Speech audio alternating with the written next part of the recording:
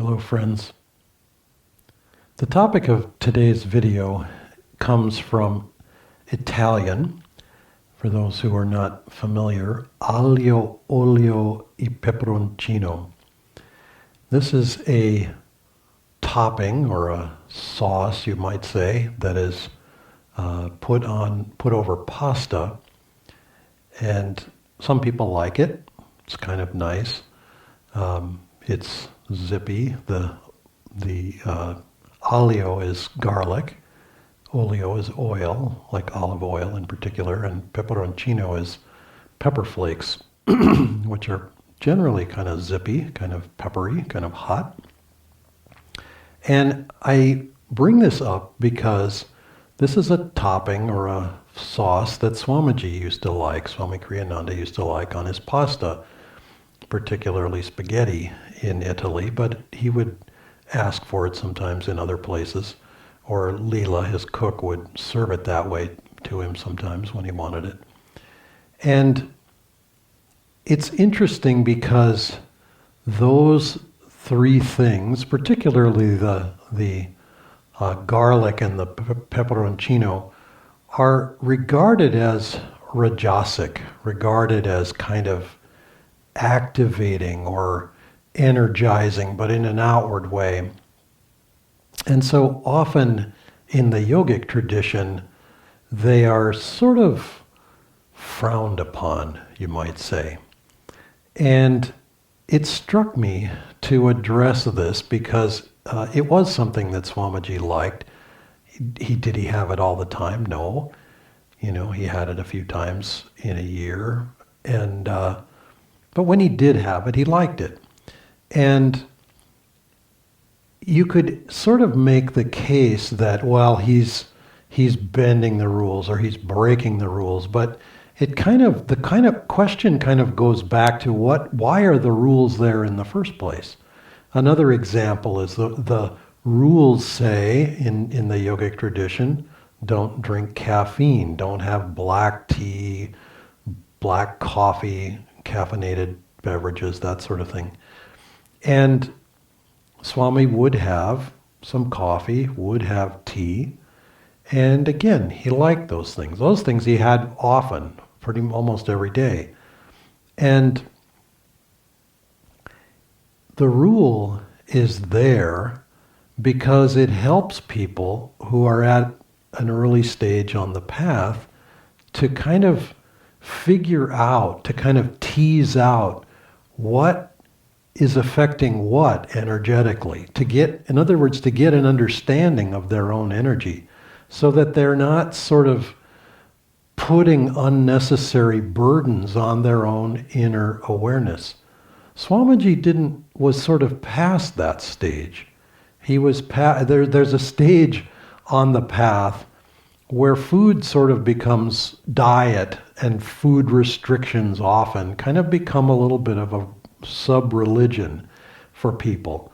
It's that people get very fanatical about their diet, about what they can do, what they like to do, and what they don't like to do, the rules that they're putting around themselves. And it's not that Swamiji had none of those. He was a vegetarian, and I would venture to say he was a strict vegetarian in the kind of classic sense. Yes, he would have eggs, and in the Indian tradition, eggs are not considered vegetarian. But he didn't have any kind of meat or fish. That just was off the table, so to speak. And that for him was no burden whatsoever. These other things were more in the category of what's comfortable for my own system, for my own body, for the realities of the life that I have to lead. I would venture to say that if Swami Kriyananda had been offered the chance to live the life of a hermit, which was what he wanted to do when he was in his early 20s, and that inclination followed him through much of his life, actually. But Yogananda didn't give him that kind of life to lead. But if he had, I would venture to say that Swamiji's diet might have gotten a lot simpler, because he wouldn't have sort of needed anything more outwardly. I would suspect that he could have had a lot more fruit and a lot more kind of sattvic, kind of the elevating qualities in food, which are traditionally raw fruits and vegetables, nuts and seeds, some dairy, although I wonder how that might change in these days when dairy is a little less kind of homegrown, your own cow, your own field, etc. You sort of have a little more control over the situation. But anyway, that's my speculation. But in terms of the rules that he followed or didn't follow, it's like he knew which ones he could bend or which ones he could break because they weren't important enough in his own life. His own body was very robust in the sense that these things didn't really affect him very much. Some people get very jittery when they have coffee, for example. 2 coffees and it's like they're just buzzing. And for him, he just didn't even notice it, and nobody else really did either. It just was like, not that he would have 2 coffees in a row particularly, but I mean, he just, his life ran very smoothly. He was very even-minded in that sense. And the rules set up as they are to help us to achieve that. Well, he had already achieved that.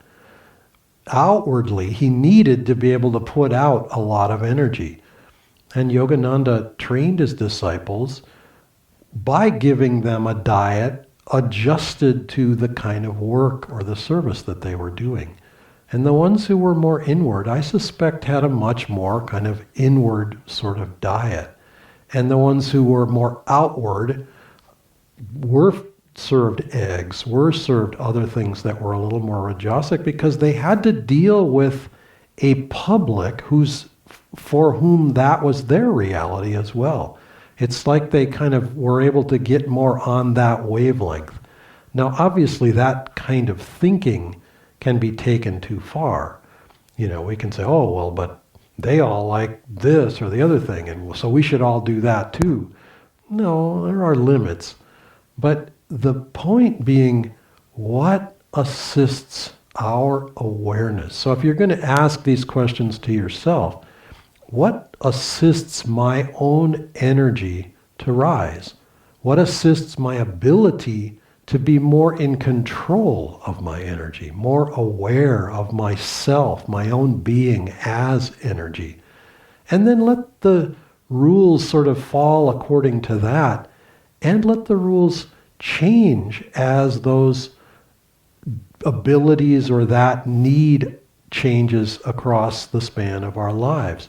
Because it does change. We do gradually become accustomed to, or we do gradually develop more awareness. And sometimes those rules, they just fall away. The fanaticism of youth around diet fades gently into just a comfortable awareness that, yeah, I don't generally do that, but if it's a special occasion, I might have this or the other thing.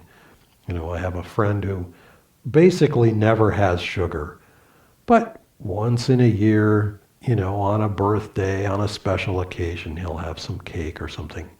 Not a lot of it, but just, to sort of be part of the celebration and not kind of be a stick in the mud. And that's the spirit that Yogananda gave as well. There's a story of him being served a meal in someone's home, and the dish had chicken in it, vegetables and chicken.